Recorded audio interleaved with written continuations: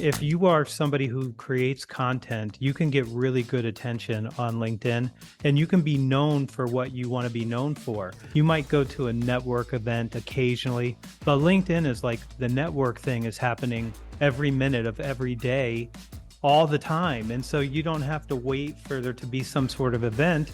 And if you have anything to say that's going to be helpful for people, you can just go do your thing there. Welcome to the Making Sales Social podcast, featuring the top voices in sales, marketing, and business. Join Bryn Tillman and me, Bob Woods, as we each bring you the best tips and strategies our guests are teaching their clients, so you can leverage them for your own virtual and social selling. Enjoy the show. Welcome back to Making Sales Social. I am very excited about my guest today, Anthony Iannarino. I have been following him for over a decade, been fortunate enough to meet in person a couple of times. Once he treated me to dinner, and believe it or not, that just sticks in my mind forever because he's a giver and very kind. But that's not why I absolutely love hanging out with him. He is probably one of the world's leading sales minds. And he has recently released a new book called The Negativity Fast that we're going to talk about today. I am beyond excited. Anthony, welcome to Making Sales Social. It's good to see you again. We had such a good time when we were together in Vegas. Absolutely. I mean, I love Gerhard runs a wonderful conference, and I had so much fun learning from you and talking with you and learning all the things, right? And it's just a wonderful conference. And what came out of it is this podcast, one of the fabulous things, and me really understanding a little bit about the negativity fast that excites me. And I'm very excited for you to share this with our audience. Before we jump into the negativity fast, what I ask every client is one question is, what does making sales social mean to you? It means that you can communicate with an audience at scale. And I think this is something that people don't understand when they're using social sometimes. When I watch them, I mean, if you are somebody who creates content, you can get really good attention on LinkedIn, and you can be known for what you want to be known for. I've been selling for a very long time, and you might go to a network event occasionally, but LinkedIn is like the network thing is happening every minute of every day, all the time. And so you don't have to wait for there to be some sort of event. And if you have anything to say that's going to be helpful for people, you can just go do your thing there. So I stayed away from it for a little while because I wasn't sure what my role was going to be there. Like, what should I be doing? Because I write a blog post every day. But I do think that it's really probably the best place. If you're going to do social anywhere, it's LinkedIn. Yeah, I love that. So thank you for that insight. So we're going to jump in a little bit, and I'm absolutely fascinated by this negativity fast. I mean, when we think of fasts, it's cleansing ourselves, right? It's cleaning things up. Talk about how the negativity fast is really going to transform the sales folks that embrace this. Oh, see, everybody, I hope everybody reads this book, and I hope they do this. At one point, I was angry, negative, really political. And at some point, I decided that it wasn't worth it. And I was going to do something about it. And I had a great law professor who was a mentor to me. And at one day, he said, "You're just angry, and you're negative, and you're upset about politics and all these things. And all you should do is worry about giving your children the life that you want them to have, because the government's going to have almost no impact on them at all." And he said, "You should just let it go." Now, that's an easy thing to say, but it's not an easy thing to do. And I wish I would have taken his advice, but it took me 6 months before I took his advice. And the first thing I did is I canceled every political thing that I had coming to my house. I stopped watching television news. I haven't watched it since, gosh, I don't know, 20 something years. And guess what? I still know what's going on because everybody's going to tell you if something happens, right? So you don't have to worry about that. And what I did is start just getting rid of things. So getting rid of politics, getting rid of negative friends, getting rid of sources that are triggers for me. And I decided I would do it for 30 days. And then I did it for another 30 days. And then at the end of 60 days, I felt really good, but I realized I got something wrong. Instead of just getting rid of the negativity, I didn't put anything positive in. So then I started with Stephen Covey, Zig Ziglar, Les Brown, all the people who are just positively positive. I mean, you just see it and you feel it from them. And that's all I consumed for the next 30 days. And then I just never stopped. So I just kept going. I would tell you 13 weeks should make you feel a whole lot better. And if you follow some of the practical strategies in the book, it'll be even better for you. I love that. Everyone talks about getting in the right mindset, but truly surrounding yourself with the positive mindset. It's not just a right mindset. It's that positive mindset. It changes the chemistry in your body. Oh, yeah. Yeah. So talk a little bit about that switch for you. And then when you realized that you had a calling to share this with the world. I've wanted to do this for a long time. Jeb Blunt is my best friend. So Jeb and I are really close. We're writing a book together right now. Nice. He brought Shannon from Wiley to Outbound to convert me from Portfolio to Wiley. And we had a long talk. And I said, I just want to know, will you let me write a book called The Negativity Fast? Because I believe people need it. And I think it's going to be super helpful. And she said, absolutely. Well, we love that idea. Let's do it. So I got to do that.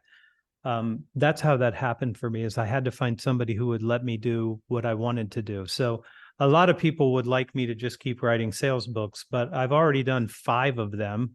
So I feel like I deserve to write another book that's not sales. And I did that. And I thought this is a really good time for us to do this. It's still tough for people right now. A lot of stress, a lot of anxiety, something I call the AC/DC environment, which you've got a hot war in Europe, now in the Middle East, highest inflation, interest rates, grocery up 20%. Like, I don't even know if you can buy bacon anymore without a banker with you. Like, it's so expensive. And it's just a hard time for people. And I thought this would be the right thing to do. So I'm thrilled to get to do it. So on a high level, talk about the concept. So you go, okay, creating more positive energy in your life, surrounding yourself around positivity. How does that affect these folks that might be struggling? Maybe they had an amazing year 2 years ago, a year ago. They're starting to see their sales drop off. I mean, sales is our audience here. So obviously this book is for everyone, but I'm always stuck in the sales side for this. But how do you say to them, look, create that positive, surround yourself with positive, and positive things will happen? Is that, I guess, talk a little bit about that. I'll leave it at that. That's easier said than done. So when you say something like be more positive, how do you do that? I can give you a couple practical things while we're here that if you did this, you would be a lot better. You'd be a lot less negative and a lot more positive. There was a professor and a researcher named Marty Seligman, and he was at Penn. And when he got there to study psychology, there was only negative psychology. That was it. So you're broken. So here's what we can do. We can give you pharmaceuticals, or you can get a psychoanalyst, and maybe both, right? Mm-hmm. And at some point, Seligman realized that's not a way to think about your life. What you should be thinking about is, how do we have people flourish and do well? And why don't we work on that side of this instead of just that other side? And one of the things that he did, he got pretty popular, and he was on the cover of Time magazine at one time. That's like, you got to be very, very influential to get on that cover. So he found this entrepreneur, and they built this website on the back of the Time magazine article. And what he did was put something there that they were practicing and looking at, and it's called 3 blessings. And it's really simple. So if you want to feel better, I'll tell you the rest of the story in just a minute. Here's what you have to do. At the end of your day today, and for the next 2 weeks at least, longer if you can, just write down the 3 things that went well for you today and why they went well for you. Now, you have to write all 3 of them down before you go to bed. And I would say do it in a journal. And I'll tell you why you should do it in a journal. Because after you do this for about 21 days or 29 days, however many days it is, you're going to look back to that journal and go like, a lot of things go really well for me. Like I have a lot of things that are good that happen to me all the time because you're focusing on that instead of focusing on the negativity. Now, I have to tell you what Seligman says about this. Seligman says, when you compare the results of the people that do this for 2 weeks, they will not be stressed, have anxiety or depression for as long as 6 months. He says it's more powerful than both psychoanalyst or pharmaceuticals. So this is like the top guy of positive psychology. And this is what he believes. He believes that this is it. And then when I started to think more about this after I wrote the book and now it's coming out, why wouldn't we teach children this in like 7th grade? Like, why wouldn't we do that? Mm-hmm. I mean, why wouldn't you teach these practical strategies about taking care of your mental health in a time where people are really anxious? So now I'm trying to think, do I have to write Negativity Fast for Kids? Yes. Maybe I do. Yeah. I might have to do that next. I love that. And I'm thinking every night at dinner, I know you have twin girls, I have twin boys, and every night at dinner, we would sit around and we'd say, what was the best thing that happened to you, the worst thing? Looking to up your LinkedIn game? The Social Sales Link team has you covered with our LinkedIn Sales Accelerator, a guided social selling program that includes training, coaching, and so much more. Visit socialsaleslink.com/in for more details. Again, that's socialsaleslink.com/in. And the nicest thing that you did. But now I'm thinking, why did I say the worst thing? Why didn't I just stick to the best thing? Yeah. And why focus on that worst thing? Yeah, I don't know why I did that. I just thought, okay, this is the best way to get them to communicate. They knew the game. They were ready. But if I could do it over again, I don't think I'd ask the worst thing, just the best thing and the nicest thing you did. Yeah, that's good. My daughters called that the rose and the thorn. And so you had to say, this is what my rose is. This is what the thorn is. I didn't have any thorns. But that's how they did it. Yeah, interesting. Yeah, I loved the nicest thing you did because there were times where they didn't have something. So the other one would like help the other one with homework real quick before dinner because they had to get a nicest thing in. Or I'm like, okay, or I held the door for people because, in their head, they needed to get the nicest thing in. And now they're just nice. So that they're 21. So anyway, I love that. Okay. So you talk a lot about gratitude, that has a huge impact on the negativity fast. Tell me a little bit more about that. This book is researched. So in the back of the book, there's hundreds of citations to the claims. And the reason that I did this is because of gratitude. As soon as you start reading the literature about gratitude, you're like, no possible way. And no possible way. It can't be true. It will lower your blood pressure. It increases your immune system. It will allow you to get rid of stress, anxiety, and depression. By itself, it can do that. It will also do things for you with relationships with other people. I mean, the list just keeps going on and on and on. Better cognitive functions, better sleep, like everything that you're like, how many things does gratitude have to do? Like gratitude's like the most busiest person you've ever met because this is what it's doing. And you're like, you read this and you think all of those things just from gratitude. And we don't even teach this to children or even high school kids. Like it makes no sense. you would be much happier. You'd feel a lot better. And when you read it, I decided I better cite this because people are going to go like, no, that's too many things. It's too many things for just something as simple as being grateful for the life that you have right now. And we're in a day and age where if you're living in the United States, be grateful. Yeah, absolutely. Yeah, I mean, it's we really do have privilege, and appreciating that is really important.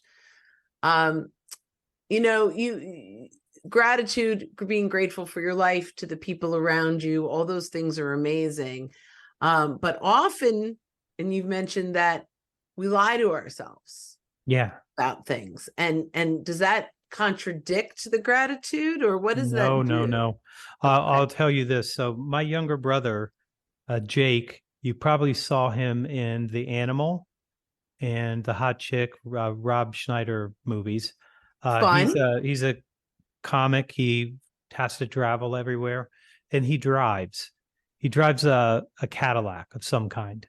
It's red. I know that much. I've seen it once, and he was really unhappy with the way people drive. So he was really just really always miserable on the road because people drive bad and they have some road rage and things like that. So we had these incidents. And then one day he shared a story with me. Somebody was trying to jump in front of him and they were sort of swerving around. And he looked over at this guy's face and he recognized what was going on. And he thought, this guy has to go to a rest stop like immediately. Like he's swerving because he's under some sort of duress. And I said, how would you know that? And he goes, because sometimes I can't get to the rest stop close enough. It's too far away. It's hard to get there. And so he rolled down the window and he told the guy, like, go in front of me, go, you can make it. You can make it. And then I thought, you don't know if he needed to get to the restroom or not. And he goes, yeah, but it doesn't even matter because I thought if he was in the same position that I was in, I would want somebody to let me go. And now he lets everybody go in front of him. Anybody who wants to go in front, like just go in front. It's fine. He's not in a hurry. And I thought, that's amazing. You lied to yourself about this. You have no idea. He could have road rage. I have no idea, but it doesn't matter. And one of the things that when we do something like this is we complain, and I'll tell you a little bit about that. When you're complaining, you're not doing something that's very healthy for you. It's also very negative. And so we have to be very careful on what we tell ourselves about ourselves.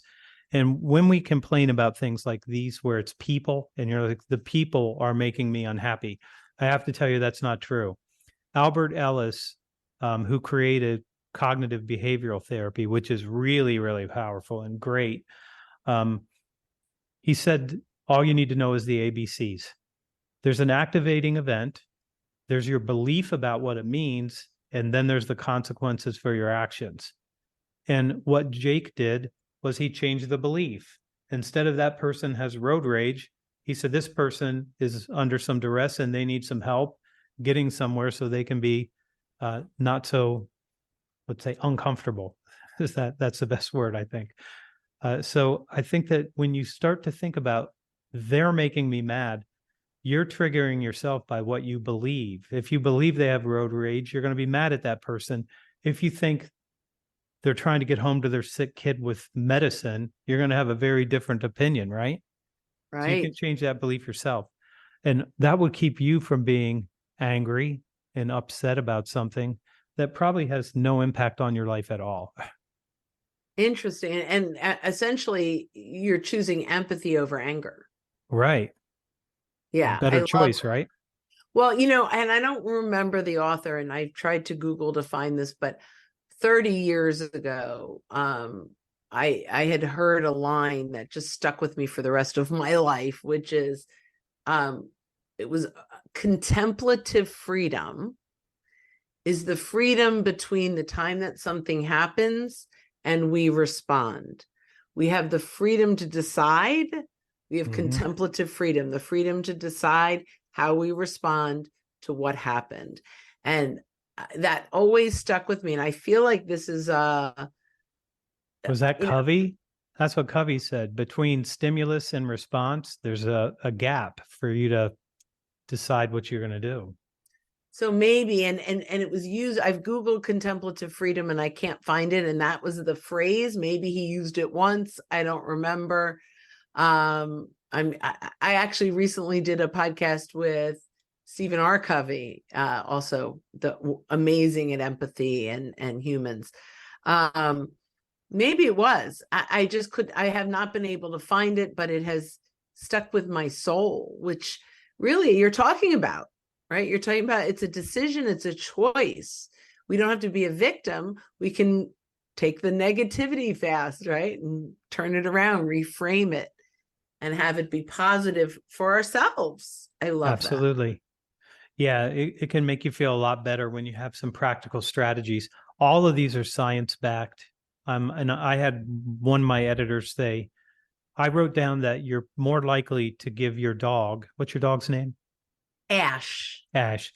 You are more likely to give Ash his medicines than take your medicines yourself. And she said, that can't be true. And I said, no, it's true. And she said, I don't believe that's true. Can you cite that? And I said, well, I spoke to 600 veterinarians 2 years in a row. And I know this because they taught me this.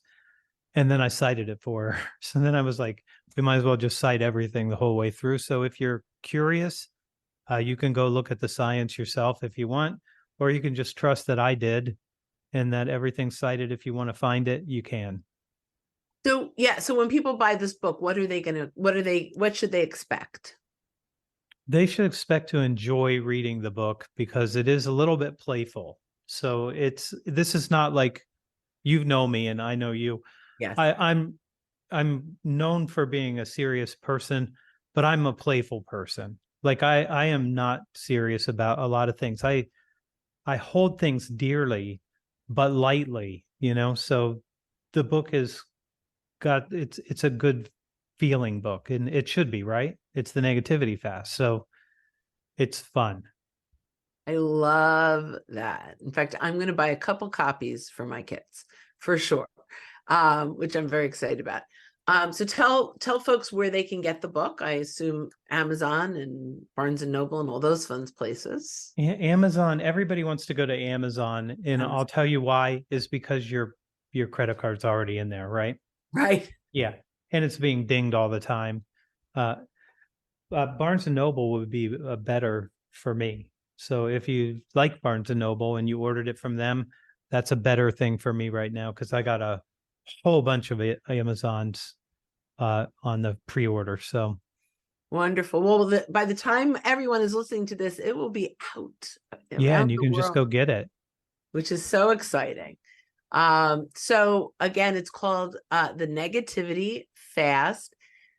Before we close this out, Anthony, is there anything I didn't ask you that I should have? What was it like to go out on stage right after I did? Oh, so you're gonna laugh. You did such a great job. You're gonna laugh. I probably shared with 40 or 50 people since then that Anthony Iannarino opened for me. I think you should keep telling them that.